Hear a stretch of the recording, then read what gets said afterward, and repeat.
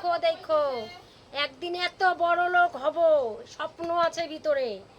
মুকেশ আম্বানি আমাকে ফোন করে ডাকবে যে আমার বাড়ি এসে কাপড়টা ভাঁজ করে দিয়ে যাও। দেখো তোমরা, এখন আমাকে কেউ পাত্তা দিচ্ছ না তো। বাড়ির লোকই পাত্তা দেয় না, বাইরের তো চিনবেই না।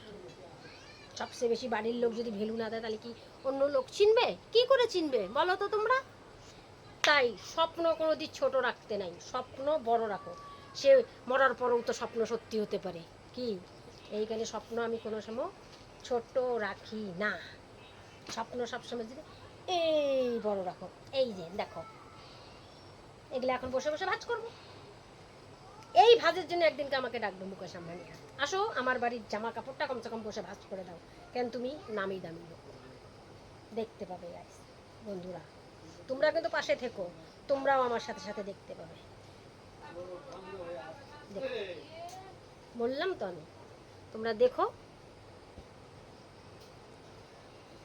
এই এত এত কাজ করানি তো, আগে আমি কোনোদিন বড় লোক হয়ে নেই, তারপরে একটা গদি কিনবো। ওই গদি মধ্যে বসে থেকে সব বাড়ির লোককে আগে অর্ডার করব। চা নিয়ে আসো, কফি নিয়ে আসো, ঠান্ডা পানি নিয়ে আসো, ঠান্ডীয় জল নিয়ে আসো।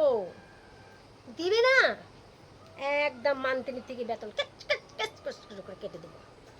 এখন আমাকে তো বিনা মান্তিনেতে খাটাচ্ছে, তখন আমি মান্তিনি থেকে বেতন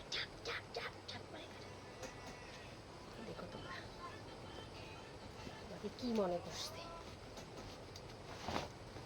উঠতে কথা শোনায়, বসতে কথা শোনায়, আমি বলে সংসারে কাজই করি না। তাহলে কাজগুলো কি ভূতের মায়ে করে? রান্নারে, বাড়িরে, কাপড় কাচারে, এগুলো কি ভূতের মায়ে করে? ছেলের বউ তার বাচ্চা নিয়েই পায় না, করলে করে, না করলে কিছু না। ওই যে পাশে বসে মোবাইল দেখে, ওইখানে কেউ কিচ্ছু করবে না, সব যত সব এই যে রূপা গাঙ্গুলি, রূপা দাসকে শোনায়।